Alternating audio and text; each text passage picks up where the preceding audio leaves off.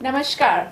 Hello and welcome to Pariksha Parv 4.0. I'm Shivani Mohan from New India Junction, the youth channel, and this special session on Pariksha Parv is being aired live on DD National, NCPCR and New India Junction YouTube channels. This is a way to celebrate examinations. We are creating a new culture. Instead of worrying about examinations, let's look at them as a major milestone and let's celebrate them like a birthday maybe. And with every exam, we know that we grow, we become more knowledgeable, we become better in every way. So there is no need to stress. And we have had many speakers who've come and shared their views on this topic. Today we have a very special guest who needs no introduction through her various shows such as Zindagi Live, Zindagi with Richa, Big Heroes. She has touched many lives and many hearts. And what I personally love about her is that she is very rich in emotional quotient or EQ, which is fast disappearing from this world and created a new brand of journalism. So it gives me immense pleasure to welcome Richa Anirudhji. Thank you, Shivani. To this Thank show. you. And it is so good to have you. And Bahut finally shukriya. see you in person. I have watched your shows for many years. So Richa ji, first of all, tell us that what do you think of this whole concept of Pariksha Parv? It's honestly very beautiful. मतलब मुझे लगता है काश हमारे time पे भी ऐसा होता कि कोई हमसे कहता कि अरे परीक्षा है, कोई नहीं, उसको सेलिब्रेट करो. Because for years and years, children, students have lived in this fear of this word examination, especially if they are board examinations. School का 6th, 7th, 8th तो फिर भी ठीक है, 9th है. That I still remember that how horrified we were. और हमारे time पे एक 8th board भी होता था, where we used to only give an English and maths, I think only two papers for 8th board. Yes. And then 10th and 12th, and I studied in a convent school. जहाँ पर जो prelims बोलते थे हम लोग, उसमें तो इतना डरा दिया जाता था. I think 80% of the class was told, sisters बोलती थी आपका बच्चा पास नहीं हो सकता. क्योंकि ठीक है, that was their way of telling us. So if I've and it was so strict that we knew that if I've scored a 60% in my prelims, 100% मेरा 70% आएगा. हाँ. और हमारे ज़माने में आजकल जैसे 90, 95, 98% मार्क्स होते हैं, वो नहीं होते थे. I think I remember when we did our 10th, the topper got I think 86 or 88%. Mine was an ICSC board. So yeah, that was good. That was a topper. In fact, that was city topper. So I really feel very happy and congratulate everyone who's a part of Pariksha Parv. The idea. In fact, this book also, Exam Warriors. मुझे last year भी मैंने ये किताब पढ़ी थी और मुझे आज भी मुझे कोई एग्जाम नहीं देना है, but I just love turning pages and seeing कि अच्छा हाँ ये ऐसा होना चाहिए. तो ओवरऑल एग्जाम को लेकर आप लोगों ने जो पूरी पैकेजिंग की है, एग्जाम वॉरियर्स है, परीक्षा पर्व है, everything from helping and guiding the students and telling parents not to create that pressure, it's and to tell people that exams भी एक पर्व हो सकते हैं, something to be celebrated. It's very beautiful and my best wishes. Now take us back to your childhood. You told a little bit, but किस तरह की student थी आप? टॉपर थी या okay more into extra curricular? Yeah, so I was more into extra curricular. मैं बहुत brilliant student तो कभी भी नहीं रही. मतलब 30-35 की अगर स्ट्रेंथ होगी तो मेरी 10th पोजीशन के आसपास आती थी. और उस जमाने में एज आई सेड अगर टॉपर्स के 80% आते थे तो मैं I was somewhere around 70 to 75% मेरे आ जाते थे, या कई बार 65 to 70. एक्स्ट्रा करिकुलर में very active, not much in sports, but आप मतलब मेरे पूरी स्कूलिंग में कभी ऐसा नहीं हुआ कि कोई इवेंट है स्कूल में, कोई फंक्शन है, हमारे यहाँ बहुत होते थे इवेंट्स. और तब मेरा नाम रिचा बादल था. रिचा बादल स्टेज पर ना हो, so debate, speeches, elocutions, dance, drama, everything I used to do. एक चीज़ है, I was as I said I wasn't a brilliant student, but I wasn't a lazy, क्योंकि मुझे क्या लगता है कि अगर हम ब्रिलियंट और बहुत मतलब ऐसा किसी बच्चे को बता देते हैं कि तुम बुद्धू हो, तुम्हें कुछ नहीं आता, मुझे लगता है ऐसा नहीं होता. It's more about attitude. So I was consistent. मतलब ऐसा नहीं है कि मैं से जो कुछ बच्चे होते हैं जो सिर्फ एग्जाम के समय पढ़ना चाहते हैं, कि और लगता है कि बस एग्जाम के समय पढ़ लेंगे, प्रॉब्ली उनमें से कुछ बहुत ब्रिलियंट होते हैं जो सिर्फ एग्जाम के समय पढ़ के कर लेते हैं. I was consistent through out the year कि अगर शाम को एक शेड्यूल है कि मुझे खेलने से पहले 1 घंटा ही पढ़ना है, या मेरा होमवर्क, कभी ऐसा नहीं हुआ कि स्कूल से कंप्लेन आई कि होमवर्क नहीं किया. सो आई ऑलवेज टेल चिल्ड्रन कि तुम्हें कभी भी लास्ट मिनट ये 12-15 घंटे पढ़ने की जरूरत ही नहीं है. अगर आप साल भर 1 घंटा, अब ठीक है पढ़ाई का स्ट्रेस थोड़ा ज़्यादा हो गया है, 2 घंटा आप पढ़ लीजिए, थोड़े से डिस्ट्रैक्टेड रहिए, जो दूसरी अब डिस्ट्रैक्शंस बहुत हैं। हमारे टाइम में एक टेलीविजन था जो वो भी हम 8 बजे एक बार देख लेते थे, तो thankfully life was easier. Now I feel students के पास इतना, देखिए कितना स्ट्रेस, उन्हें फोन भी करना है, व्हाट्सएप भी करने हैं, फेसबुक भी करना है, बहुत स्ट्रेस में आजकल के बच्चे।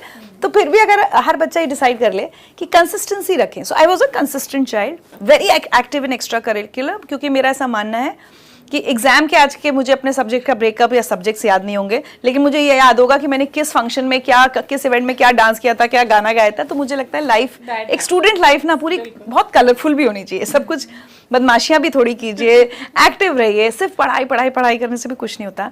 हाँ, पढ़ाई का स्ट्रेस भी लेने से इट नेवर हेल्प्स। सो साल भर पढ़ती थी, उतना कर लेती थी मैं। और एक और चीज़ मुझ में बहुत अच्छी थी, जो ये कि अगर मुझे किसी सब्जेक्ट में वीक हूँ ना, तो किसी अपनी फ्रेंड से हेल्प लेने में मुझे कभी हेजिटेशन नहीं होता था। I used to do a lot of combined studies with the more intelligent girls, brighter girls, तो हो गया। So very nice to know that.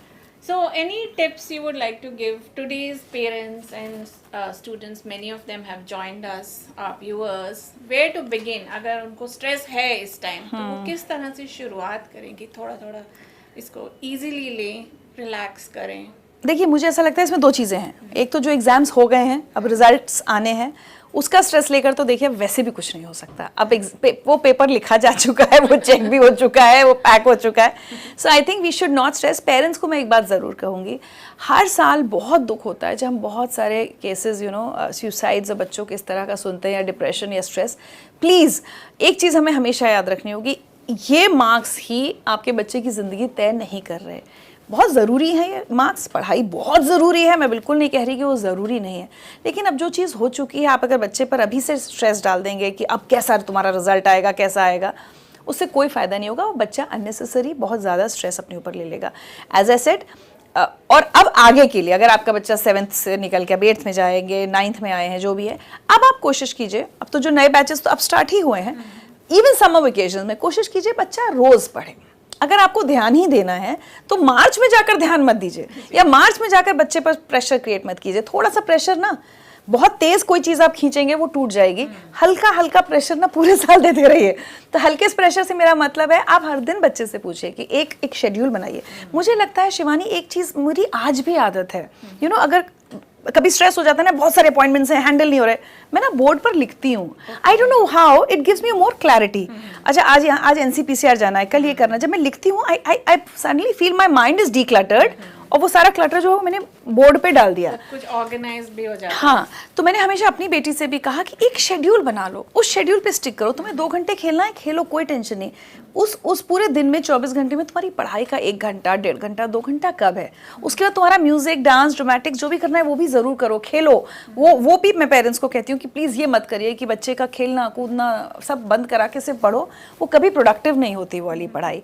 So time management, मुझे लगता है अगर हम अभी से बच्चे को सिखा देना, टाइम टेबल बनाना और हर दिन पढ़ना। तो अब 2 चीजें हैं, अगर आपके बच्चे का एग्जाम हो चुका है तो प्लीज उसके रिजल्ट को लेकर स्ट्रेस क्रिएट मत कीजिए। उससे रिजल्ट नहीं बदलेगा, बच्चे की दिमाग की स्थिति बिगड़ सकती है, जो कि बहुत कई बार खतरनाक हो जाता है। और जो अब नई क्लासेस में आए हैं उनके लिए अभी से एक टाइम मैनेजमेंट शुरू कीजिए, उनके लिए एक शेड्यूल बनाइए और इंश्योर कीजिए कि बच्चा हर दिन पढ़े भी और बच्चा हर दिन एक्स्ट्रा करिकुलर एक्टिविटीज में भी इन्वॉल्व रहे, क्योंकि उसी से उसकी जो एनर्जी है, सारा जो स्ट्रेस है वो निकलता है, ऊर्जा कहते हैं ना चैनलाइज होती है पूरी एनर्जी, ताकि जितना अच्छा वो खेलेगा उतना ही अच्छा वो पढ़ भी पाएगा। So you have also been a parent. कभी ऐसा टाइम आया जब आप स्ट्रेस में हो गई? क्योंकि कहना आसान है, when we are parents sometimes we face such situations. So did you ever? देखिए, 1-2-3 चीजें। एक, मेरी बेटी पढ़ाई में अच्छी रही हमेशा, अबव एवरेज, मतलब जैसी मैं थी मुझसे बेटर रही। लेकिन कभी कभी हर बच्चे की लाइफ में फेज आता है, चाहे वो टीनेज में कहो कि बच्चा थोड़ा सा कभी पटरी से उतरने लगेगा, नहीं पढ़ेगा।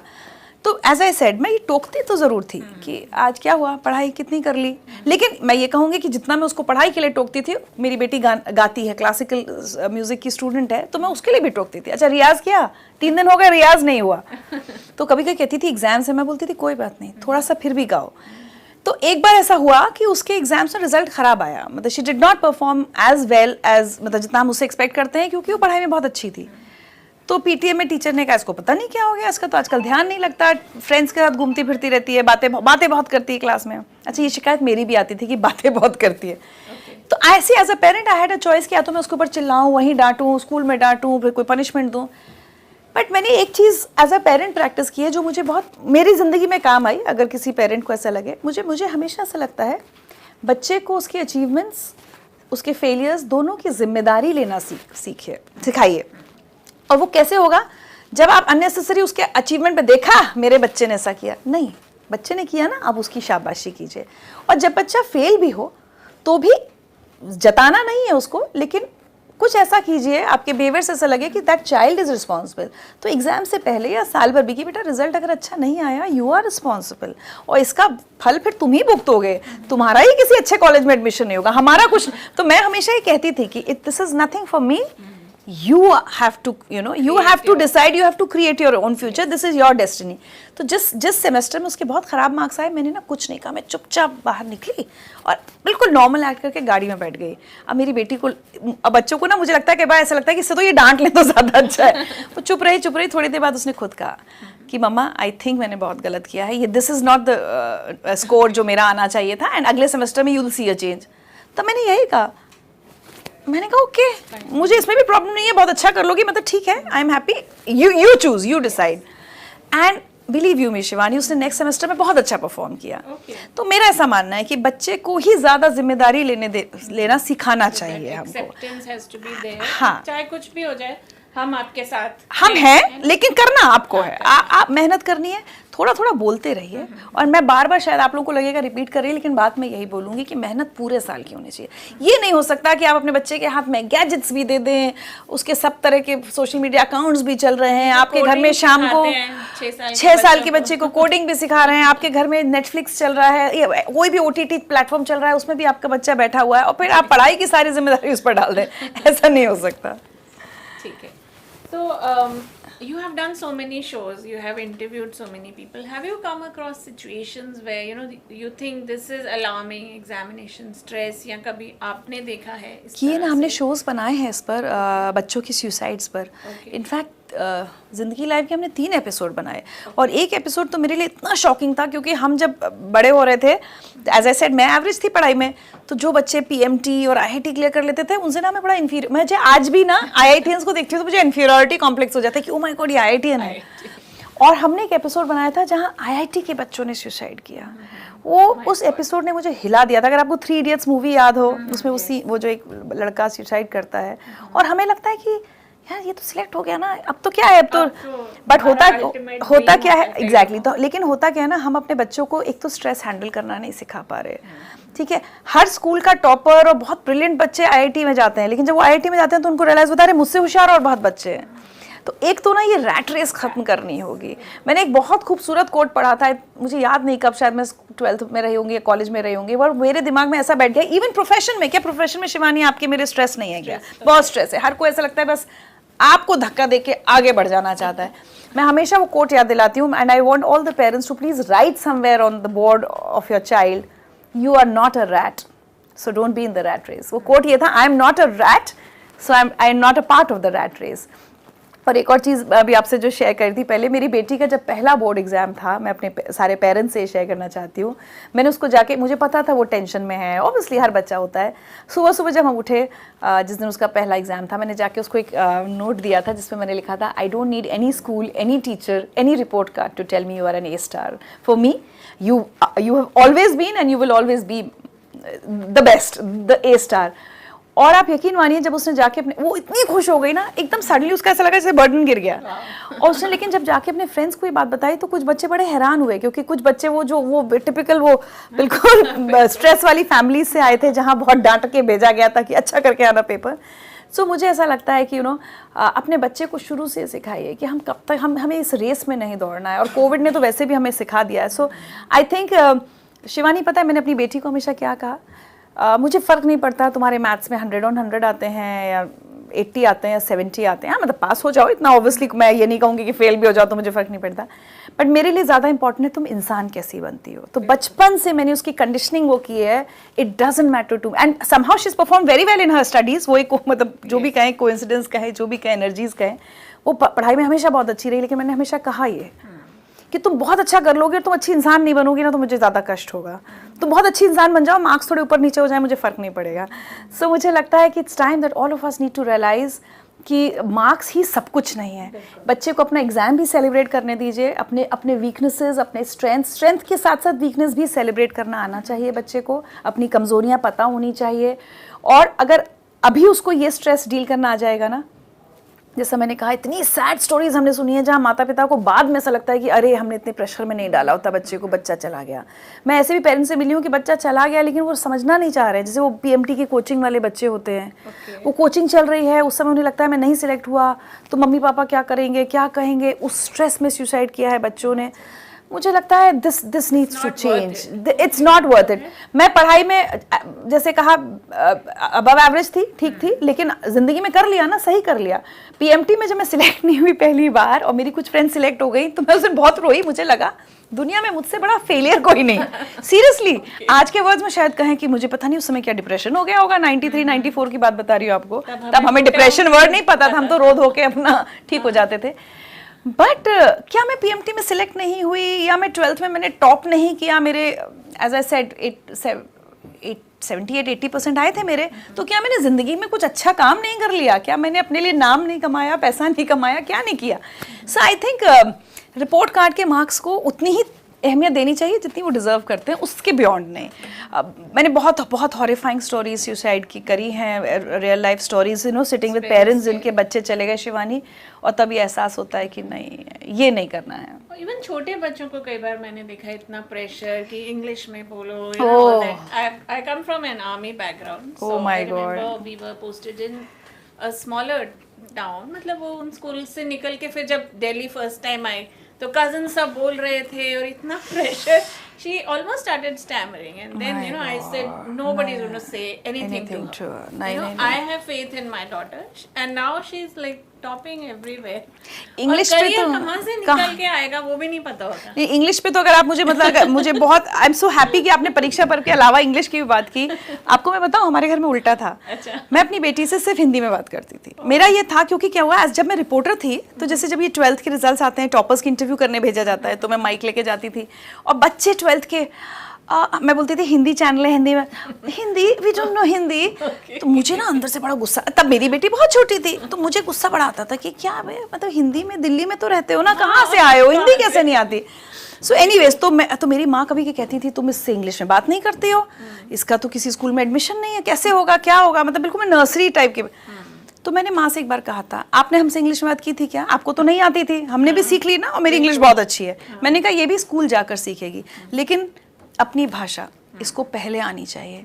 आज ये हालत है कि मेरी बेटी विदेश में पढ़ चुकी है 4 साल, कोई एक्सेंट नहीं है। मैं कभी उसको चिढ़ाती हूँ जरा एक्सेंट में बात करके, तो कहती है एक्सेंट लोग जबरदस्ती अपनाते हैं, वो सब ड्रामा होता है, आप ही। और मेरी बेटी आज भी मुझसे अंग्रेजी में बात नहीं कर सकती, वो कहती है कि आदत नहीं है। मतलब घर में पेरेंट्स से बात करती, क्योंकि हमारे घर में नियम था कि इंग्लिश में बात नहीं करेंगे। और मुझे बहुत कष्ट होता है जब मैं लिफ्ट में आते जाते देखती हूँ माएँ सिर्फ अंग्रेजी में बात कर, अंग्रेजी में भी वो खिचड़ी, हाँ, बेटा वाटर पी लो वाली जो होती है, उससे तो मुझे और गुस्सा आता है। यू नो, वो आधी खिचड़ी है, वो आप ना इंग्लिश में बात कर रहे हैं ना हिंदी में बात कर रहे हैं। सॉरी, हम यहाँ शायद मुझे लगता है मुद्दे से भटक गए, बट प्लीज अपने बच्चे को पहले अपने। और एक और चीज़ है, हम कॉन्फिडेंस और स्ट्रेस की बात कर रहे हैं ना, ये स्ट्रेस तब आता है जब हमारा बच्चा ये सीख जाता है कि अगर उसको वो हिंदी में बात कर रहा है तो कोई शर्म की बात है। हिंदी में बात करना शर्म की बात नहीं है। कोई भी मदर टंग, आपका बच्चा मराठी, गुजराती, तमिल जो भी जानता है, आप जो भी आपकी मदर टंग है वो आनी चाहिए, और उसमें बच्चे को फ़ख्र करना सिखाइए, क्योंकि इससे नींव पड़ती है कि आपका बच्चा आगे किसी भी चीज़ को लेकर कभी इंफीरियॉरिटी कॉम्प्लेक्स में नहीं जाएगा। देखिए, ये सब चीज़ें ना कहीं इंटरकनेक्टेड हैं। मेरी पर्सनैलिटी कैसी है, अगर मुझे किसी भी चीज़ से इंफीरियरिटी कॉम्प्लेक्स नहीं है, मुझे अगर हिंदी बोलने में परेशानी नहीं है, मेरे मार्क्स कम थे ये कहने में परेशानी नहीं है, मैं किसी एग्जाम में फेल हो गई ये कहने में परेशानी नहीं है, that shapes my confidence for my future life. तो बच्चे को हर उस चीज़ पर फख्र करना सिखाइए जो उसकी पहचान है। हो सकता है उसकी मैथ्स कमज़ोर हो, कोई बात नहीं, उसको एक्सेप्ट करने दीजिए। जब आप एक्सेप्ट करना सिखाएंगे उस बच्चे को, तब वो उस पर मेहनत कर पाएगा। इसी तरह से प्लीज़, मतलब मैंने आज ये मौका ले लिया है, छीन लिया है कि ये मैं कहूँ कि पेरेंट्स से कि प्लीज़ इंग्लिश के पीछे पागल मत पड़िए, बनिए। वो तो स्कूल में बच्चा सीख ही लेता है, अपनी मदर टंग जो भी है वो बच्चे को ज़रूर सिखाइए। सो समटाइम्स पेरेंट्स ऑल्सो वो एक थोपते हैं जो उनकी एम्बिशंस पूरी नहीं हुई, तो what do you think about that? देखिए, उसमें कुछ हद तक कुछ चीज़ें नेचुरल होती हैं।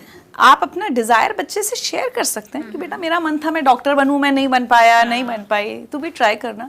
बट उसके पीछे देखिए हमेशा शिवानी मेरा ना ये रहा है, एक मिडिल पाथ है। मुझे कई बार बहुत ज़्यादा लीनियंट हो जाना या हर चीज़ में ढिलाई दे देना भी नहीं पसंद आता बच्चे के साथ, और एक्सेसिव ऑफ स्ट्रिक्टनेस, या ये कि नहीं तुम हम नहीं कर पाए तो तुम्हें करना ही है, या हम डॉक्टर हैं तो तुम्हें भी डॉक्टर बनना पड़ेगा, हम इंजीनियर हैं, ये भी बहुत होता है, दोनों तरफ से होता है। कुछ पेरेंट्स कहते हैं हम डॉक्टर नहीं बन पाए इसलिए तुम डॉक्टर बनो, कुछ कहते हैं हम डॉक्टर हैं हमारा नर्सिंग होम कौन सा लेगा। मैं इस बार डॉक्टर इसलिए बोलती हूँ, problem I come from doctors family, मेरे यहाँ उल्टा था, लेकिन मेरे पेरेंट्स कहते थे डॉक्टर मत बनना। तो मुझे लगता है either ways you don't have to tell the child क्या बनना है। मुझे लगता है एक ये ना बोथ वेज कम्युनिकेशन होना चाहिए, शेयरिंग होनी चाहिए कि क्या करना चाहते हो।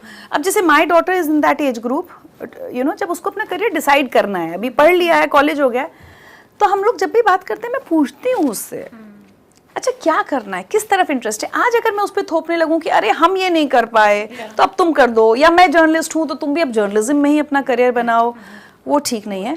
और एक्सेसिव जो लीनियंसी की बात कर रही हो ना शिवानी, वो एक और बहुत चीज़ हो गई गैजेट्स को लेकर। पेरेंट्स बहुत ज़्यादा लीनियंट हो गए बच्चों के साथ, जो बच्चों के पढ़ाई को क्या, मुझे तो लगता है हर चीज़ को रुइन कर दे रहा है। मतलब इतने छोटे छोटे बच्चे, एक बार तो किसी को मैंने बोल दिया, वो खाना खा रही है, फादर खाना भी खिला रहे हैं और उसको फोन पे दिखा रहे हैं, तो मैंने कहा ये तो अच्छी आदत नहीं है, वो स्क्रीन, तो बोले ये देखेगी नहीं तो खाएगी नहीं। तो मैंने कहा तो भूखा रहने दीजिए थोड़ी देर, हम सब इंसान हैं, जब भूख लगेगी खाएंगे, बट सिर्फ इसलिए कि बच्चा खाना खा ले हम उसको वो जो भी है वीडियो व्हाटएवर दिखा रहे हैं। मुझे लगता है let the child be hungry for a while, जब उसको भूख लगेगी वो खाना मांग लेगा या मांग लेगी, बट उसके लिए आप उसको वीडियोस दिखा रहे हैं। And I have seen bad behaviours in children, वो इतना ख़राब बर्ताव होता जा रहा है, बिकॉज ये जो कंटेंट बच्चे देख रहे हैं, बहुत कम उम्र में देख रहे हैं, उसका बहुत बुरा असर हो रहा है। तो मुझे लगता है कि जब हम इस तरह की पेरेंटिंग की और सब की बात करें तो सारी चीज़ें बहुत इंपॉर्टेंट हैं। तो बच्चों को जितना देखिए गैजेट्स से, डिवाइसेस से दूर रख सकते हैं ना, प्लीज़ रखिए, जब तक आपके कंट्रोल में है उतना तो दूर रख लीजिए, बाद में तो फिर बच्चे जो उनका मन होगा वो करेंगे। Now, COVID has also increased the stress and anxiety in some parents, students. It was an unnatural situation. So, do you think any tips, if you could give any tips as to Covid में ना क्या हुआ, हर age group की अगर हम बात करें ना तो अलग अलग प्रॉब्लम्स हुई हैं। मुझे लगता है जो बच्चे ये जो 3rd, 4th, 5th, 6th जो रोज़ शाम को उनको पार्क में खेलने जाने का, नीचे खेलने जाने का, वो जो ख़त्म हुआ है उससे स्ट्रेस हुआ है। और हम लोग इनफैक्ट काफ़ी, हम लोगों ने भी डिस्कशंस और उस समय वेबिनार्स करते थे, मेंटल हेल्थ पर असर पड़ा है, जिसमें एक बहुत बड़ी चीज़ आई है। और मेरा हमेशा से ऐसा मानना रहा है, सिर्फ कोविड में नहीं, उसके अलावा भी, कि घर में जो भी डिस्प्यूट्स हों बड़ों के, भाई सास का बहू से झगड़ा, पति का पत्नी से झगड़ा, जो भी है आपके घर में स्ट्रेस है, वो कोशिश कीजिए वो बच्चे तक ट्रांसफ़र ना होने दें। क्योंकि होता क्या है, हम बच्चों को और बहुत सारे तनाव दे देते हैं, उसके ऊपर से हम परीक्षा का तनाव देते हैं। तो एज आई सेड, ये सारी चीज़ें इंटरकनेक्टेड हैं। कोविड में क्या हुआ है, सब घरों में बंद थे, और आपने भी पढ़ी होंगी रिपोर्ट्स वगैरह, बच्चे सबसे ज़्यादा सफ़र किए हैं मेंटल हेल्थ के एंगल से। अगर पेरेंट्स की जॉब चली गई है तो भी पेरेंट्स एक दूसरे के ऊपर चिल्ला रहे हैं, झगड़ा कर रहे हैं। डोमेस्टिक वायलेंस बच्चों ने क्या होता था, पहले तो स्कूल चले गए, बहुत चीज़ें, या शाम को खेले, रात में थक के सो गए। अब घर में जब हैं और घर में डोमेस्टिक वायलेंस हो रही है, वो भी बच्चा देख रहा है, बहुत अब्यूज़ के केसेस, अब्यूज़ बढ़ी है, वो सारी चीज़ें हुई हैं। तो मुझे लगता है कि इस समय स्पेशली अभी 1-2 साल तो एग्ज़ाम का स्ट्रेस देना तो बहुत दूर की बात है, बच्चों ने जो स्ट्रेस झेला है। और एक बड़ी इंटरेस्टिंग चीज़ है, एक जो बच्चे पैदा कोविड के समय हुए ना, मुझे एक मदर मिली एक बार, तो उसने कहा कि मेरी बच्ची तो बाहर निकल के ना अजीब सा बिहेव कर रही है बहुत लोगों को देख के। क्योंकि देखिए हम लोग तो जैसे बच्चा 3-4 महीने का, 6 महीने को तो घुमाने तो नीचे ले जाने लगते हैं ना, तो बच्चा दुनिया देखने लगता है। लेकिन कोविड में जो बच्चा पैदा हुआ, उसने तो 6-8 महीने बिल्कुल ही कुछ नहीं देखा, सिवाय घर में 3 लोग, 4 लोग, दादा दादी, नाना नानी, और क्या। तो वो एक मदर ने कहा, बोली ये इतने अजीब रिएक्शन दे रही है जब मैं इसको नीचे पार्क में ले जा रही हूँ, क्योंकि 1-1.5 साल, 6 महीने, 8 महीने ये निकली नहीं है। सो आई थिंक पेरेंट्स को अपनी थोड़ी सी पेरेंटिंग स्टाइल, बड़ों को घर में जो भी बड़े लोग हैं, थोड़ा सा चेंज करना होगा। We need to understand. मेरी भी जो 13 ईयर ओल्ड नीस है, बहुत चीज़ों में मैं ज़्यादा, शायद मैं जैसे अपनी बेटी के साथ थी, मैं कंपेयर टू हर इसके साथ थोड़ी सी ज़्यादा एम्पैथेटिक होने की कोशिश करती हूँ, क्योंकि मैं सोचती हूँ 13 साल की उम्र में मेरी बेटी ने ये नहीं झेला जो मेरी भतीजी ने झेला है। यू नो, कोविड का 2 साल घर में रहना, फ्रेंड्स नहीं, कुछ नहीं, ऑनलाइन क्लासेस का स्ट्रेस, हैव सफर्ड। सो थोड़ा सा हमें अब उनके साथ एम्पैथेटिक होना बहुत ज़रूरी है। कहीं पर भी लगे, एक और चीज़ शिवानी मैं कहना चाहती हूँ, अभी भी हमारी सोसाइटी में वो जो मेंटल हेल्थ को लेकर जो टैबू है, बच्चों को क्या हो रहा है, हम लोग कहते तो रहते हैं कि हमें तो कभी डिप्रेशन वर्ड नहीं पता था, बट आजकल मैं नोटिस कर रही हूँ बच्चों को एंग्जाइटी अटैक्स, स्पेशली एग्जाम्स के टाइम पे बच्चों को पैनिक अटैक्स ज़्यादा हो रहे हैं, सडनली ब्लैंक आउट हो जाना। बहुत मदर्स से मैं बात करती हूँ, बच्चा अचानक शून्य में चला जाता है। तो प्लीज़ बहुत सारे ऑनलाइन थेरेपी के ऑप्शंस अवेलेबल होते हैं, साइकोलॉजिस्ट हैं, प्लीज़ अपने बच्चे को हर समय डांट करके ये तुम्हें क्या हो रहा है वो मत कीजिए, क्योंकि उससे ना उसकी एग्जाम्स और ख़राब ही होंगे, उसकी पढ़ाई और ख़राब होगी, सफ़र होगी। अगर कहीं भी आपको लग रहा है कि आपका बच्चा किसी भी तरह से थोड़ा सा भी मेंटल हेल्थ का इशू आपको दिख रहा है उस बच्चे के बिहेवियर में, तो कोई हर्ज नहीं है उसको एक थेरेपिस्ट से कंसल्ट कराने का। ये मेरा पर्सनल ओपिनियन है। ठीक है। Now you've been a busy working mom throughout and brought up a beautiful daughter. So have there been any challenges, and if you could give some tips to working moms, because कुछ भी कहें शुरू के सालों में mother के ऊपर थोड़ा ज़्यादा होती है responsibility, although fathers should also do it, but any tips how you balance your life professional? So, Shivani, 2-3 चीज़ें इसमें कहूँगी मैं। एक तो आई बीन ब्लेस्ड कि मेरी माँ ने मेरे साथ रहकर मेरी बेटी को पाला है। सो जो इनिशियल ईयर्स होते थे जब मैं न्यूज़ पढ़ती थी और ब्रेकिंग न्यूज़ आ गई तो आप रात 12-12, 1-1 बजे तक स्टूडियो में बैठ के समाचार पढ़ रहे हैं, तो आपको कम से कम ये टेंशन नहीं है कि बच्चा किसी क्रैच में है और उसको पिक करने जाना है। So my mother was taking care. लेकिन इसमें मैं एक बहुत अच्छी बात कहूँगी, जो बहुत सारे घरों में ना मैंने देखा है कॉन्फ्लिक्ट का इशू होता है कि माँ बाप को लगता है, माता पिता अगर हैं, कि वो हमारे ग्रैंड पेरेंट्स बच्चे को बिगाड़ रहे हैं। यहाँ मैं वाकई ऐसा कहूँगी कि जितने डिसिप्लिन में मेरी माँ ने मुझे पाला था उतने ही डिसिप्लिन में मेरी बेटी को। हाँ, ऐसा कोई ये नहीं था कि हम नानी हैं तो हम बहुत अति का लाड़ प्यार, हाँ, वो था। और दूसरा ये था कि मैंने अपने करियर को इस तरह से ये ज़रूर प्लान किया था कि जब मेरी बेटी टीनेज में आने लगेगी, मेरी माँ भी कहती थी कि भाई एक एज होती है जब बच्चे की ज़रूरत होती है, खाना टाइम पे मिल जाए, सोना, सारी कंफर्ट्स मिल जाए, बट एक टाइम होगी जब उसको इमोशनल सपोर्ट ज़्यादा चाहिए होगा। उस समय उसको ग्रैंड पेरेंट्स नहीं, उसको अपनी माँ चाहिए होगी। सो फिर मैंने प्राइम टाइम न्यूज़ एंकरिंग धीरे धीरे छोड़ना शुरू किया, फेज आउट करना शुरू किया, क्योंकि मुझे था मैं 5-6 बजे जब मेरी बेटी को अगर कोई इशू होता है, कोई बात करनी है, आई शुड बी अवेलेबल। तो एक वो चीज़ थी। एक और चीज़ जो सबसे बड़ी गलती वर्किंग मॉम्स करती हैं, इवन फादर्स करते हैं, वो गिल्ट। आपको गिल्ट हुई कि आप बच्चे के साथ एक इंपॉर्टेंट डे पर नहीं थे। देखिए, पहले तो कोशिश कीजिए कि ये प्रायोरिटाइज कीजिए कि इंपॉर्टेंट डे अगर है, मुझे याद है मैंने कुछ बहुत इंपॉर्टेंट असाइनमेंट छोड़ दिए कि अगर मेरी बेटी स्कूल में परफॉर्म कर रही है, अगर आप वो नहीं कर रहे हैं तो वो फिर आपकी प्रॉब्लम है, आपकी गलती है। लेकिन उस गलती का खामियाजा आप बच्चे को एक आईपैड दिला कर देते हैं, या बच्चे को एक बहुत महंगा ब्रांडेड कपड़ा या जूता दिला के करते हैं, तो उसमें आप अपनी गिल्ट से तो पल्ला झाड़ रहे हैं, लेकिन आप बच्चे का नुकसान कर रहे हैं। प्लीज़ वो मत कीजिए। Do not feel guilty. बच्चे को अगर बात भी करनी है तो हमेशा ये करिए कि अगर आप जो दिन रात मेहनत कर रहे हैं, जब बच्चे को अगर थोड़ा टाइम कम दे पा रहे हैं, तो it is because you want to plan a better future for the child. उतना तो समझ में आता है। Although again I will say, please prioritise your career in a way जहाँ बच्चे के कम से कम इंपॉर्टेंट इवेंट्स पर हमेशा आप रहें। डेली में ठीक है, आप कभी हैं कभी नहीं है अवेलेबल, लेकिन आपका बच्चा स्टेज पर परफॉर्म कर रहा है, वो अपने पेरेंट्स को देखना चाहता है, उसकी पीटीएम है, पेरेंट्स टीचर मीटिंग है, कुछ भी है, वो कोशिश कीजिए रहें आप। और अगर आप नहीं रह पाते हैं तो प्लीज़ उसको कॉम्पनसेट मत कीजिए। अगर कॉम्पनसेशन करना है तो सिर्फ बातों से, उसके साथ समय बिताकर आप वापस आकर उसको कहीं अच्छी जगह खाना खिलाने ले जाइए, हाँ, या उनके साथ कुछ खाना बनाइए, उनके साथ जाकर एक अच्छी मूवी देख लीजिए। लेकिन प्लीज़ उनके हाथ में सिर्फ एक महंगी चीज़ इसलिए मत पकड़ाइए कि आपने एक अपराध किया है उसके इंपॉर्टेंट इवेंट पर ना रहकर, तो उसको और सज़ा दे रहे हैं आप उसको स्पॉइल करके, वो मत कीजिए। So ऐसे ही related question आया, in fact you have answered most of it. Riddhika from Indore asked how to manage your work and personal life balance. So if any. Riddhi, मुझे ऐसा लगता है मैनेज वर्ड ही तब आता है जब आपको चीज़ मुश्किल लगती है ना। बहुत सारे काम आज भी आज क्या ही दिन अगर मैं देखूं तो मुझे एक फ्रेंड के यहाँ his mother is passed away, मुझे गुड़गांव जाना था। फिर ये अगर मैं कहूँ तो एक तरह से मेरा प्रोफेशनल असाइनमेंट है, और शाम को मेरी फैमिली में एक बर्थडे है तो मुझे वो देखना है। हाँ, बट अगर मैं ये सोचूं कि कोई भी काम भारी लगने लगेगा मुझे, तो मैं सोचूंगी मैं मैनेज कर रही हूँ। बट आई थिंक अगर एज आई सेड प्रायोरिटाइज कर लीजिए आप, कहाँ काम बहुत ज़रूरी है वहाँ काम अपना पूरा कीजिए। जहाँ आपको लगता है कि बर्थडे पार्टी है घर में, या किसी का ओकेजन है, कुछ है, मेरी माँ का कुछ है, तो मुझे वहाँ रहना है। आपको नो कहना आना चाहिए जहाँ चीज़ें उतनी इंपॉर्टेंट नहीं है और आप ज़बरदस्ती कर रहे हैं। तो एक तो सबसे पहले कि मैनेज बोझ समझकर कोई काम मत कीजिए। आप ये मान कर चलिए, अपने आप को रिमाइंड कीजिए कि आप जो काम कर रही हैं वो भी अपनी खुशी के लिए कर रही हैं, क्योंकि उससे आपको एक सेटिस्फैक्शन मिल रहा है, एक इंडिपेंडेंस मिल रही है, आपको पैसे मिल रहे हैं, तो वो भी बोझ नहीं है, आपकी फैमिली भी बोझ नहीं है। सो आई थिंक अगर वो कर लेंगे ना, तो मल्टीटास्किंग हो जाती है, if you don't you know feel that वो कोई बर्डन है आपके ऊपर.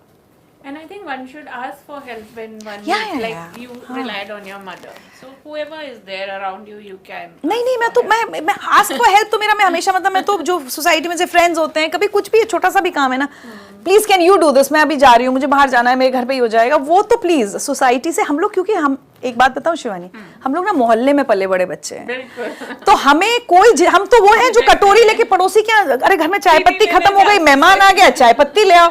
आजकल होगा कि आप किसी बगल के फ्लैट वाले से जाके कहोगे चाय पत्ती, तो वो हंसेगा कि इनके यहाँ चाय करेंगे. हाँ. तो थैंक मुझे लगता है वो मोहल्ले वाले कल्चर ने ना ये हेजिटेशंस नहीं दिए. मतलब मेरे साथ अभी याद है, हमें ऐसा कुछ एक ओकेजन आया, मेरा एक लैब्राडोर है, ठीक है, वो थोड़ा अग्रेसिव है, तो उसको कोई डॉग वॉकर घुमाता नहीं है, तो वो एक बड़ा स्ट्रेस पॉइंट है. कुछ एक दिन ऐसी सिचुएशन बनी, घर पे कोई नहीं होने वाला था और मुझे भी कहीं जाना ही था, तो मेरी सोसाइटी में एक मेरा फ्रेंड है जिसको भाई मानती हूँ, मैंने उसको फोन किया, मैंने कहा मेरे डॉग को घुमा दोगे प्लीज. अब कोई सोचे ऐसे कैसे बोलते हैं नोएडा दिल्ली में. आई डोंट हेजिटेट भाई, ज्यादा ज्यादा वो कहेगा नहीं घुमा सकता, then I will find an alternate, but please feel free to ask for help. ये हमने अपने अंदर बहुत वो जो दीवारें अपने आसपास खड़ी कर ली है ना कि ये नहीं कहना, मुझे ये सब हिचक नहीं होती, मुझे शिवानी की हेल्प चाहिए, मैं अभी कह दूंगी प्लीज ये कर दो.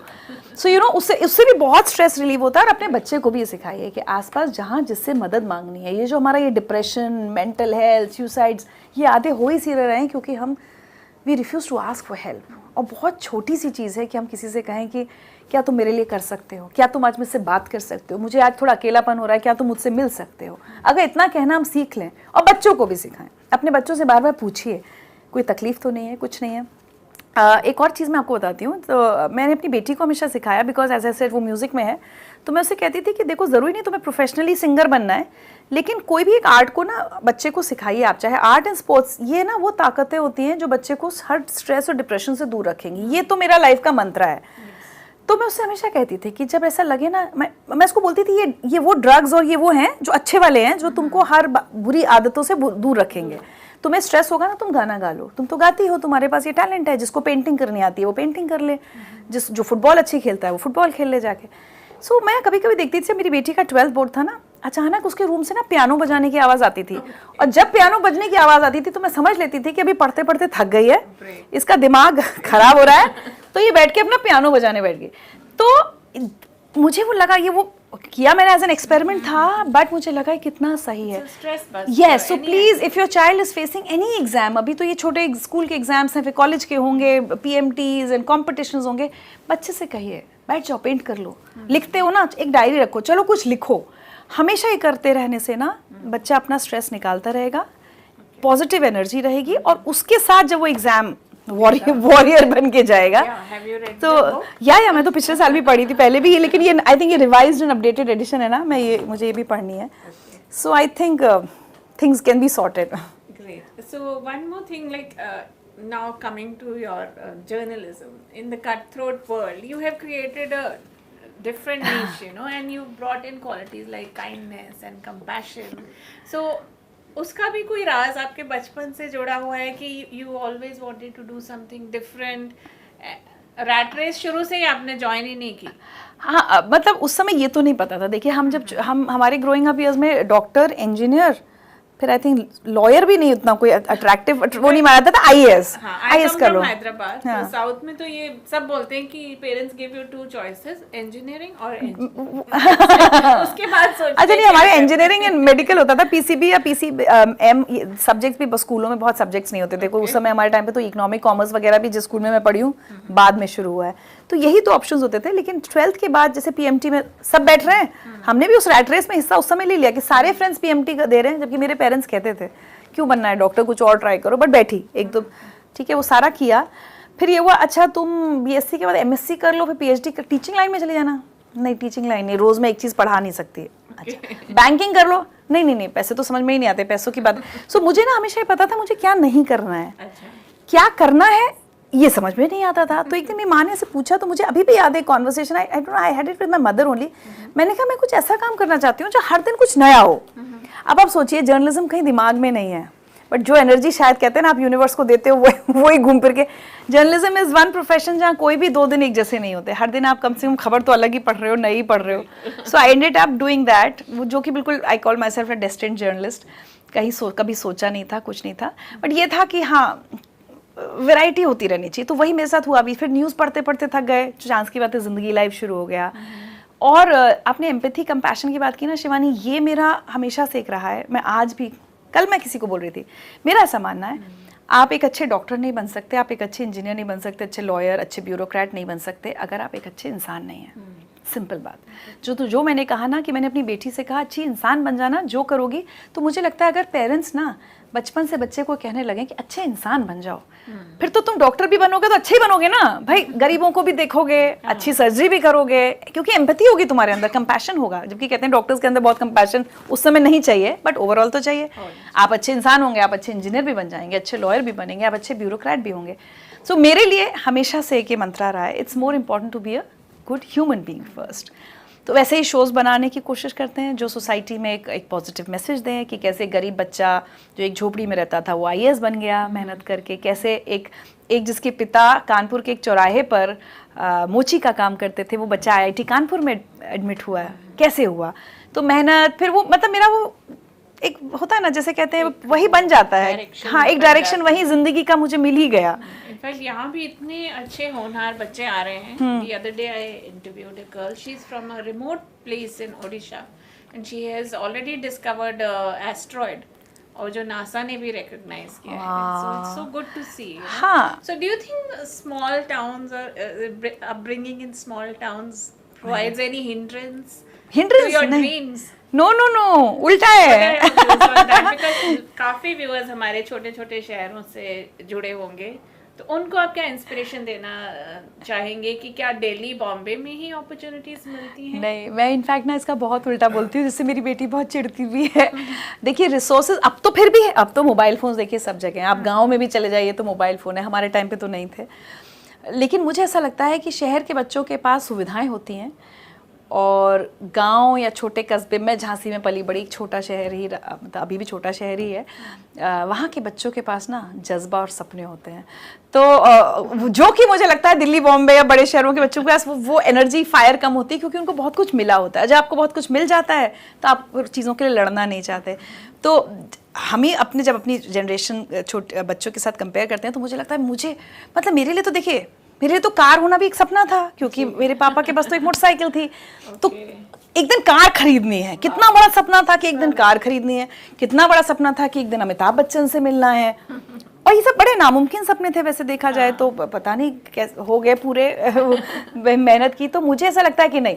एंड शिवानी, मैंने इतने साल जो ज़िंदगी लाइव किया है, जो कहानियाँ, असली कहानियाँ इस देश की आती हैं ना, वो छोटे शहरों से आती हैं। जो गांव का बच्चा जब IAS की परीक्षा पास करता है, गांव का बच्चा जब IIT या एम्स में आके एडमिशन लेता है, वो कहानियाँ गजब होती हैं। 2 साल पहले आप लोगों ने पढ़ी होगी वो कहानी, फिर हमने उनका इंटरव्यू भी किया था। पापा किसान भी नहीं, खेतों में कचरा बीनते थे लिटरली, क्योंकि उनके पैर में कुछ डिफेक्ट था, तो जैसे वो कभी कभी खेत पे ही मजदूरी का काम लग जाता है। वो बच्चा एम्स में पढ़ रहा है। तो मैं बिल्कुल ये नहीं मानती, मेरा तो हमेशा से मानना रहा है कि गांव में और छोटे कस्बे, छोटे शहर के बच्चों में ज़्यादा ताकत है, और वो है सपने देखने की ताकत। आप वैसे सोशल वर्क भी काफ़ी करती हैं, you are working a lot with students in various ways, so could you tell us a little about the activities? जी, अभी क्या हुआ ना, कोविड के समय हम और आपने जो क्या सफ़र किया होगा, जो एक गरीब बच्चे ने सफ़र किया है शिवानी, तो मैं ऐसे देखती थी। और वो भी ऐसे हुआ कि जब कोविड के बाद घर में मेड्स वगैरह आना अलाउ हो गई, तो मैं देखती थी बहुत छोटी छोटी बच्चियों को माएँ लाने लगी। तो मैंने कहा मैं तो उस बच्ची को काम पे नहीं रखूँगी, तो माइनर है, तो उसको क्यों काम करवा रही हो? तो स्टैंडर्ड जवाब था कि वो अब कोविड के समय काम वाम छूट गया मैडम, तो अब बच्चे काम नहीं करेंगे तो कैसे सपोर्ट होगा। तो फिर क्या हुआ, शुरू में मैंने कैसे शुरू किया, मैंने 1-2 मेड से कहा कि अच्छा मैं देखो तुम्हारी बच्ची को काम पे तो नहीं रखूँगी, तो मुझे वादा करो कि इसको पढ़ने दोगी, तो उसकी फ़ीस मैं दे देती हूँ अपने NGO से। तो 2-4 बच्चियों को हमने किसी तरह इस तरह से रोकने की कोशिश की कि वो इसमें ना आ जाए, लेबर उसमें। बट फिर भी लगा ये सस्टेनेबल नहीं है, आप कितने बच्चों की फ़ीस ऐसे दे पाओगे। तो मैंने ऐसे अपने ऑफिस से कहा कि कुछ बच्चे ऐसे सड़क पे खेलते दिखते थे, बात करी तो वही सबका कोविड, माँ बाप की नौकरी गई, मजदूरी थी, जो भी था काम छूटा, ई-रिक्शा चलाते थे छूट गया, तो अब बच्चे का एडमिशन नहीं करा रहे स्कूल में।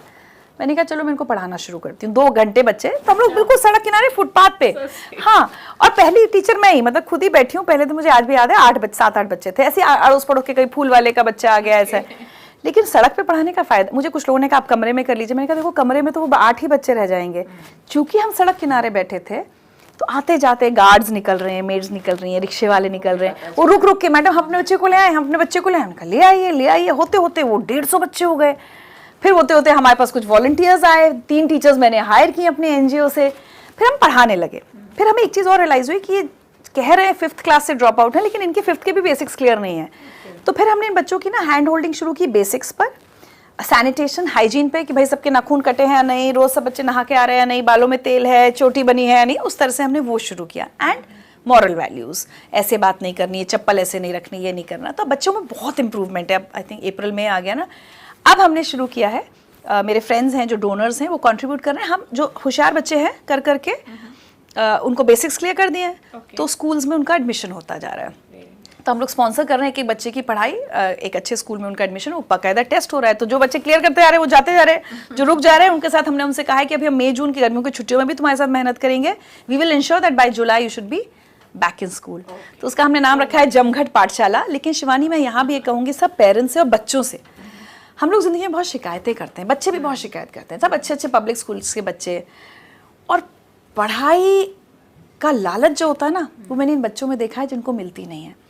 मैं आपको बताऊं, कुछ लोगों को लगता था, कभी कभी मुझे होता है ना, लोग एयर कंडीशन कहते हैं, मैं तो कहती हूँ घर के कंफर्ट में बैठ के भाषण देना बहुत आसान है, तो मुझे कुछ लोग जब ठंड थी, अरे इतने ठंड में बच्चों को पढ़ा रही हो, जबकि हमने ज़मीन पे तिरपाल बिरपाल बिछा के सब करते थे, अपने बच्चों को स्वेटर दिए। I don't talk about those things, but फिर भी सुनाने वाले तो आ जाते हैं।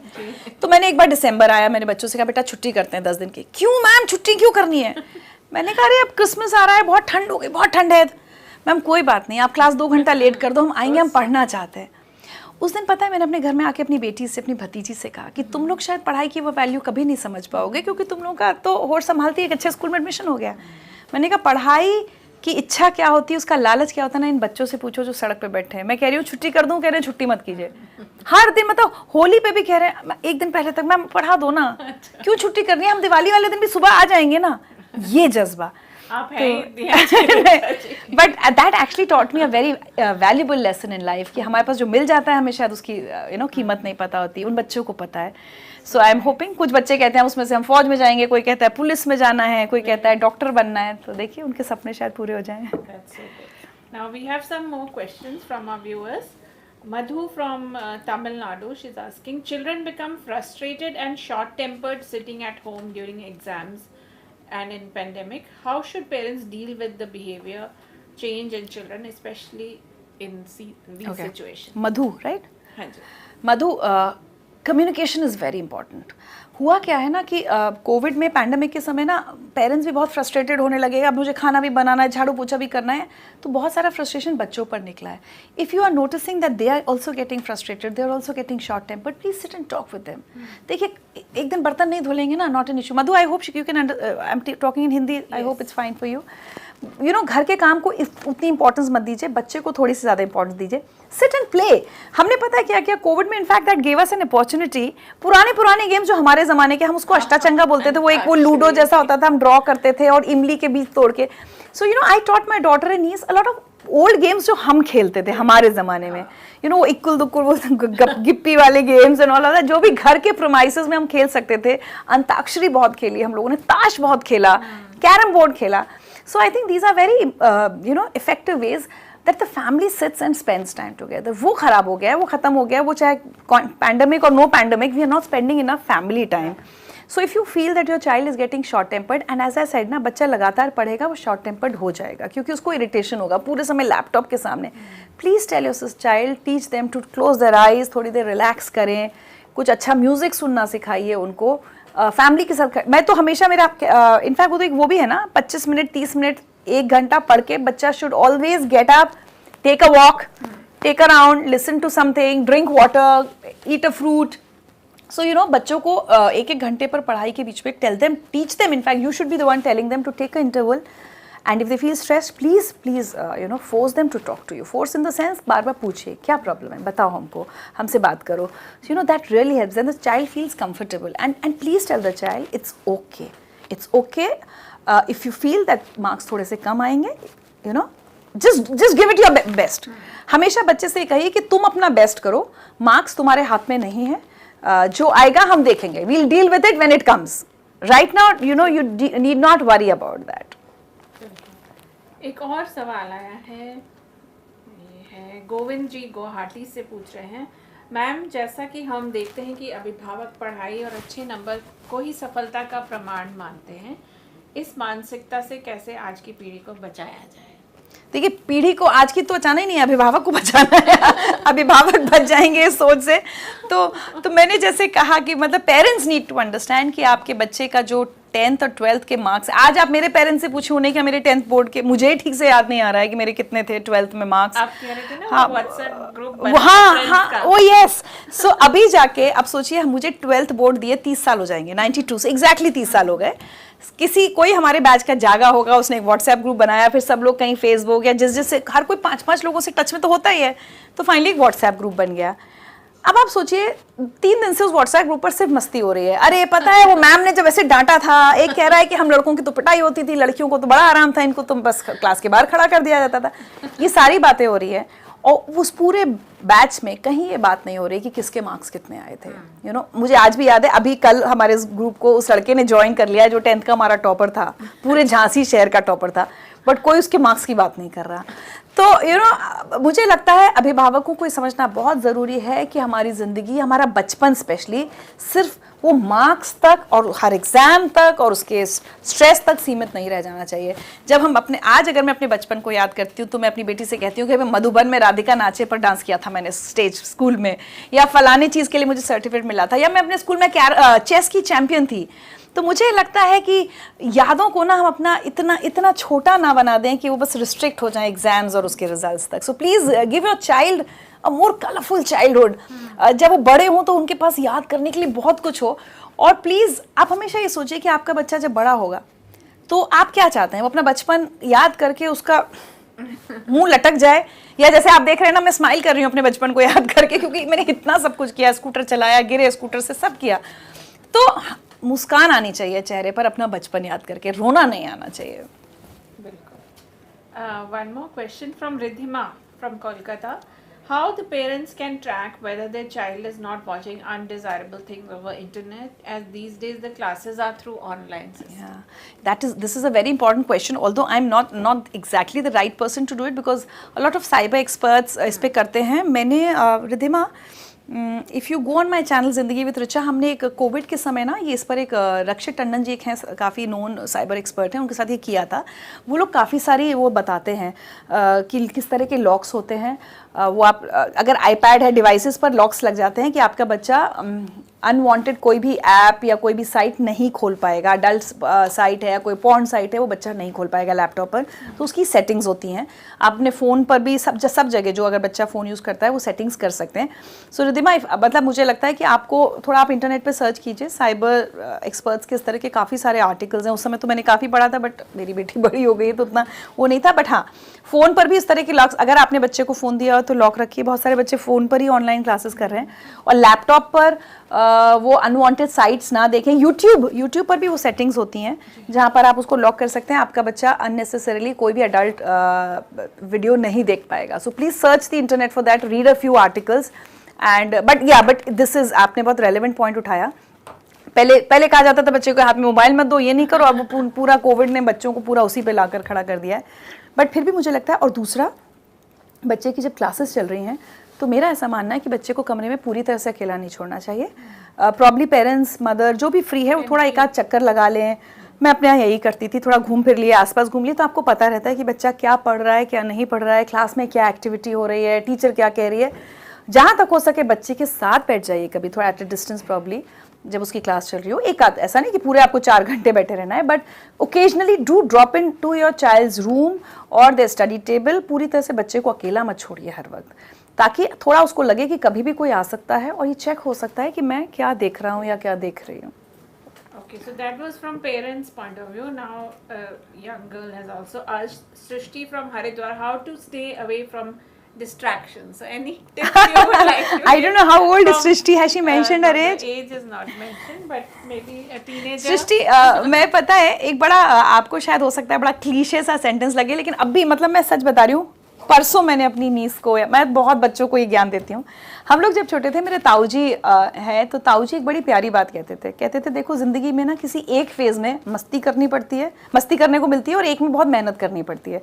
तुम चूज़ करो कि किस फेज़ में मस्ती करनी है, किस फेज़ में बहुत मेहनत करनी है। अभी मेहनत कर लोगे तो आगे मस्ती करने को मिलेगी, यू लर्न गुड मनी, तुम्हारे पास पैसे होंगे कर, और बोले अभी मस्ती कर लोगे तो बाद में फिर ऐसी कोई नौकरी मिलेगी कि मेहनत ज़्यादा करनी पड़े।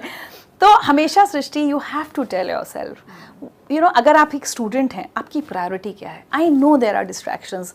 आप फेसबुक है, इंस्टा है, मैं ये नहीं कह रही आप बंद कीजिए या बिल्कुल मत कीजिए, क्योंकि वो पॉसिबल नहीं है। आप प्रॉब्ली एक डे सेट कर सकती हैं, या दिन का एक टाइम सेट कर सकती हैं कि भाई मैं सुबह से नहीं उठा के फ़ोन लेके बैठ जाऊंगी। और अभी देखिए दुनिया ना, आप देखेंगी नहीं देखेंगी, दुनिया बदल नहीं जाएगी। आप डिसाइड कर लीजिए कि मैं रात 8 बजे एक बार फ़ोन चेक करूंगी। That's what I have decided done for my niece. मैंने उसके टाइम सेट किए हुए हैं, क्योंकि अब आजकल क्या हो रहा है, क्लास की मजबूरियां हैं कि क्लास के सब व्हाट्सएप पे ही आते हैं मैसेजेस, टीचर भी व्हाट्सएप पे, आप बच्चे का फ़ोन छीन भी नहीं सकते। लेकिन मैंने उसके टाइम सेट किए कि ठीक है, तुम एक बार स्कूल से आओगी तो एक बार ये फ़ोन देख लोगी, एक बार तुम 6 बजे देख सकते हो, एक बार रात में सोने से पहले।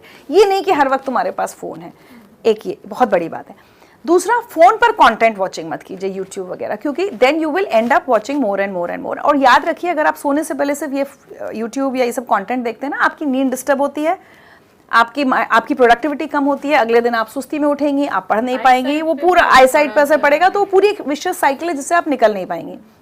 प्लीज़ दिन का एक आध ही घंटा रखिए, सेट कर लीजिए कि मैं 1 घंटा ये टीवी देखूंगी, ओटीटी पे प्लेटफॉर्म पे कुछ देखूंगी, और उसमें भी क्या देखना है, प्लीज़ बी वेरी केयरफुल। मैं एक चीज़ कहती हूँ हमेशा सृष्टि, खाने के लिए आपको कचड़ा दिया जाएगा, आप कचड़ा खाएंगे क्या? लेकिन देखने और सुनने के लिए हम लोग इतना कचड़ा क्यों इकट्ठा कर लेते हैं? ऐसे ऐसे सीरियल्स आ रहे हैं, सीरीज आ रही है, इसमें गालियां हैं, मेरी नज़र में वो एक कचड़े का डिब्बा है। I have to choose whether I want to eat from that or not, so please whatever we consume, whether in terms of food or in terms of content, हमारे शरीर पर, दिमाग पर असर बराबर का होता है। याद रखिए, आप बहुत अच्छा सेब खा लीजिए, दूध पी लीजिए, उसके बाद आप बहुत न्यूट्रिशन सब अपना देख लीजिए, उसके बाद आप जो गंदगी देखते हैं यूट्यूब पर या किसी भी OTT पर, it will affect your mental health, if not physical, it will affect your mental health. So please beware. तो अगर आपको एक दिन ये सबक आ जाएगा, ये कॉन्शियसनेस आ जाएगी, ये अवेयरनेस आ जाएगी कि मैं क्या देखती हूँ, मैं फेसबुक पर कितना टाइम स्पेंड करती हूँ, मैं ट्विटर पे क्या दूसरों को गालियाँ दे रही हूँ, लड़ रही हूँ, what am I doing, it affects me and me alone and my health, physical as well as mental, उस दिन आप खुद ही डिस्ट्रैक्शन से बच जाएंगी। Now, I think one last question we can take. Shubham from UP, Etawah. Depression My के क्या? state. हाँ जी. Depression के क्या symptoms हैं? Student स्टडीज पे कंसंट्रेट नहीं कर पाता, तो कैसे पता चलेगा कि उसको कोई प्रॉब्लम है? देखिए, पहली बात तो एक डिस्क्लेमर चला दूं कि डिप्रेशन पर बात करने के लिए मैं सही अथॉरिटी नहीं हूँ। सो ऑब्वियसली, जैसे मैंने पहले कहा ना, अगर थोड़ा सा भी डाउट हो रहा है तो एक थेरेपिस्ट से ज़रूर बात करनी चाहिए। आप इटावा में हैं, आपको हो सकता है ऐसा लगे कि आपके आसपास कोई मेंटल हेल्थ प्रोफेशनल नहीं है, तो अभी इनफैक्ट कुछ लोगों के बच्चों के लिए मैंने सर्च किया था, तो मैंने देखा ऑनलाइन थेरेपिस्ट अवेलेबल है मेंटल हेल्थ के लिए। तो आप अब तो सब कुछ चीज़ें बहुत आसान है, आप डिजिटल पेमेंट करके एक अच्छी ऑनलाइन थेरेपी बच्चे के लिए करा सकते हैं। बच्चे को भूख ना लगना या बहुत ज़्यादा भूख लगना, ये मैं अपनी उन एक्सपीरियंसेस से बोल रही हूँ जो मैंने मेंटल हेल्थ प्रोफेशनल्स के इंटरव्यूज़ लेकर किया है। बच्चा तो बिल्कुल नहीं सो पा रहा है, वो कह रहा है मुझे नींद नहीं आई पूरी रात, या फिर बच्चा बहुत देर देर तक सो रहा है, उठ भी गया है लेकिन उसका बिस्तर से निकलने का मन नहीं कर रहा। जो एक्टिविटीज़ बच्चा बहुत रेगुलरली करता था, जैसे मैं कह रही हूँ बच्चे को गाने का शौक था, या बच्चे को डांस करने का शौक था, या फुटबॉल खेलने का शौक था, उस एक्टिविटी में भी बच्चे का मन नहीं लगता। वो आपके साथ बैठकर आप बात नहीं करना चाहता, वो हमेशा दुखी लगता है। बच्चों का एक नेचुरल टेंडेंसी होनी चाहिए that they should be talking a lot, they should be smiling, laughing, मस्ती करनी चाहिए। अगर कोई भी नेचुरल और रेगुलर हैबिट से वो बच्चा आपको डाइग्रेस करता दिख रहा है, ऐसा लग रहा है कहीं कहीं कुछ गड़बड़ है, कुछ छुपा रहा है, हो सकता है वो आपको सिर्फ ऐसा लगे कि कुछ छुपा रहा है, आपको बताना नहीं चाहता, तो वो डिप्रेशन के साइन हो सकते हैं। Over eating, not eating at all, किसी भी चीज़ की extreme. So please don't hesitate in seeking help of a mental health counsellor, psychologist, therapist, आप जो भी कहिए, बट अब इस समय बहुत अच्छे काउंसलर्स, थेरेपिस्ट ऑनलाइन अवेलेबल हैं। Search for a good one and get your child a therapy. Okay, that's great. Another last one. Basudev Rai from Buxar. What activities or behavior to be avoided during the exams? What is to be avoided? तो एक तो मुझे लगता है, देखिए दो तीन चीज़ें इसकी जो अभी मैंने 1 घंटे में बोली हैं वो मिक्स हो जाएंगी। एक होता था, हमारे टाइम में बहुत होता था, पेरेंट्स कहते थे बच्चे का एग्जाम में केबल कनेक्शन कटवा दिया। हमारे यहाँ कभी केबल कनेक्शन कटा नहीं, लेकिन जैसा मैंने कहा ना, वो जिम्मेदारी बच्चे को लेने दीजिए। बच्चा कहे मुझे टीवी नहीं देखना है, मैं 15 दिन टीवी नहीं देखूंगा या देखूंगी, वो रिस्पॉन्सिबिलिटी अगर आ जाए तो मुझे लेकिन इसमें दूसरी चीज़ मैं ये भी कह रही हूँ, कई बार बच्चा स्ट्रेस्ड होता है और उसको अपने डिस्ट्रेस करने का तरीका पता होता है। अगर उस समय उसको मन करता है टीवी, तो मुझे लगता है ये चीज़ है ना, लेट द चाइल्ड डिसाइड। हो सकता है उसे लगे कि मैं अभी गिटार बजा लूँ तो मैं थोड़ा सा वो कर लूँगा, तो अब हम कहेंगे नहीं नहीं नहीं, ये तो करना ही नहीं था, एग्जाम के समय डिस्ट्रैक्शन नहीं। आपको एक बहुत फनी बात बताती हूँ, and I think that's the best note to close. मुझे अभी अचानक बात याद आ गई, मेरी बेटी के एग्जाम्स चल रहे थे, अचानक शाम को उठकर मेरे पास आई, बोलती है मूवी ले चलोगी मुझे, ऐसे बोलते ना, और 8th 9th में थी, ऐसे बच्चे भी नहीं थे। मैंने कहा मूवी, एक सेकंड, मुझे लगा मूवी कल पेपर है तुम्हारा, but again I keep reminding my self कि लेट हर डिसाइड। अगर वो कह रही है मूवी ले चलो, तो या तो उसने बहुत पढ़ लिया है और उसको लग रहा है कि अब मैं और पढ़ूंगी तो अब लीक ही हो जाएगा, तो वो उससे ब्रेक करने के लिए पैटर्न मूवी जाना चाह रही है, या फिर उसने बिल्कुल नहीं पढ़ा है और अब इसको लग रहा है कि अब कुछ होने वाला नहीं है तो मूवी देख लेते हैं। Either ways it is her life, it is her exam. मैंने कहा चलो। मेरी फ्रेंड्स बोले तुम्हारा उसका कल पेपर है तो मूवी ले गई। मैंने कहा हाँ ले गई, और कैसी माँ हो? मैंने कहा ऐसी माँ हूँ, ट्रस्ट मी। मैं उसको पेपर आराम से, हम लोगों ने 3 घंटे मूवी देखी, घर आए, शी वॉज सो रिलैक्स। बोली मामा मुझे बहुत स्ट्रेस हो रहा था, पढ़ लिया सब कुछ, अब समझ नहीं आ रहा, मैं बहुत स्ट्रेस में थी, अच्छा हुआ, थैंक यू मुझे मूवी ले जाए। बहुत अच्छा, अगले दिन उसने पेपर किया, उसके मार्क्स बहुत अच्छे आए। तो मुझे लगता है कि क्या अवॉइड करना है, क्या अवॉइड नहीं करना है, ये सारी चीज़ें ना बच्चे को वो समझदारी दीजिए कि वो डिसाइड करे। हाँ, इन डिस्ट्रैक्शन से, फेसबुक से, इंस्टाग्राम से जितना बच्चा दूर रहेगा तो वो तो वैसे भी साल भर ही रहे तो अच्छा है। घर के झगड़े, आप अगर डिसाइड करना चाहते हैं ना कि बच्चे को एग्जाम के समय किस चीज़ से दूर रखा जाए, आप अपने दिए हुए स्ट्रेस से उसको दूर रखिए। आप आपस में हस्बैंड वाइफ या फैमिली में कोई भी एल्डर्स या यंगर्स, आप झगड़ा मत कीजिए, आप माहौल अच्छा रखिए। बाकी चीज़ें क्या अवॉइड करनी है क्या नहीं करनी, ये बच्चे पर छोड़ दीजिए। Wonderful. So I think this conversation has been like a breath of fresh air. The way all your मैं बहुत बोलती हूँ, sorry.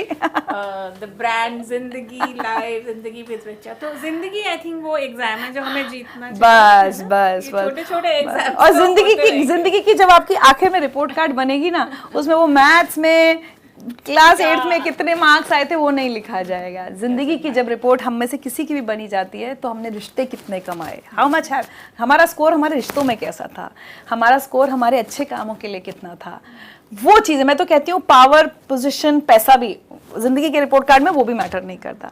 So let's all try and make our children better human beings so that we can create a better tomorrow. Shivani, मेरा तो ऐसा मानना है। That's perfect. Thank you so much for joining us. Thank you for having me. And I'm sure all the viewers who have joined us today have learned a lot from this session. I hope you can imbibe some of the wonderful mantras in your day-to-day life and emulate some of the sterling qualities Richa embodies. Thank you so much for joining us, and keep watching these series of Pariksha Parv. And do give these books to the children. मुझे बहुत पसंद है किताबें। They are really worth reading. Thank you so much. Namaskar.